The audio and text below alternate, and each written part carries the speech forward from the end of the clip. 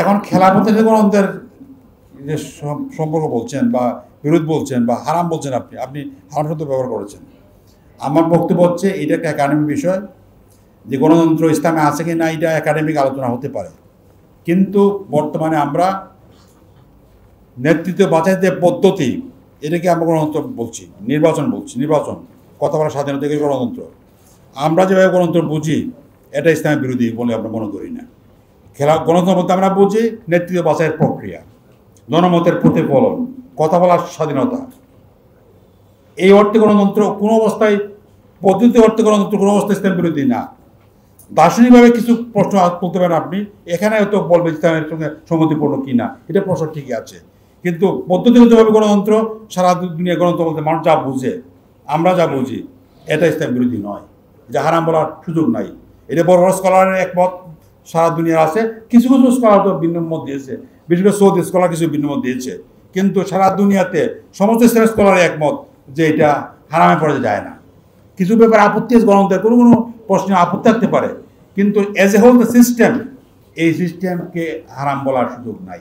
দ্বিতীয় কথা হচ্ছে আমরা গণ আন্দোলনের মাধ্যমে খেলাফ কায়েম করতে চাই, কথা ঠিক আছে। একটা দেশকে পূর্ণাঙ্গ ইসলামে কায়েম করতে হলে, খেলাফত ব্যবস্থায় ফিরিয়ে আনতে হলে, যে খেলাফত আমাদের 600 বছর, প্রায় 1000 বছর পর্যন্ত আমরা চালিয়েছি, দুর্নীতি সহকারে আমরা 1924 সাল পর্যন্ত তুরস্কের চালু ছিল, দুর্নীতি সহকারে।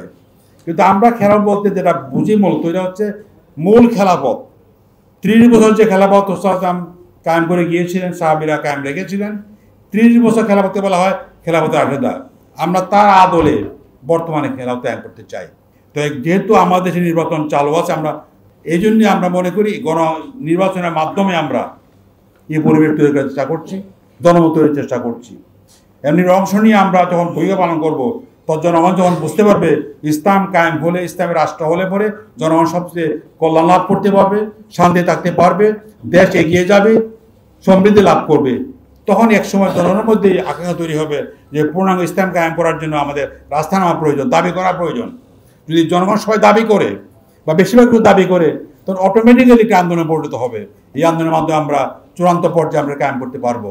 এখন এই মুহূর্তে আমরা এই চূড়ান্ত পর্যায়ে যাচ্ছি না, আমরা এখন যা করা সম্ভব এটা আমরা করার চেষ্টা করছি। এটা কল্যাণ রাষ্ট্র কায়েম করা, জাতির ইনসাফ কায়েম করা, জাতীয় জীবনের সংবিধানের ব্যবস্থা করা, উন্নয়নের ব্যবস্থা করা হচ্ছে আমাদের এই মুহূর্তে কাজ।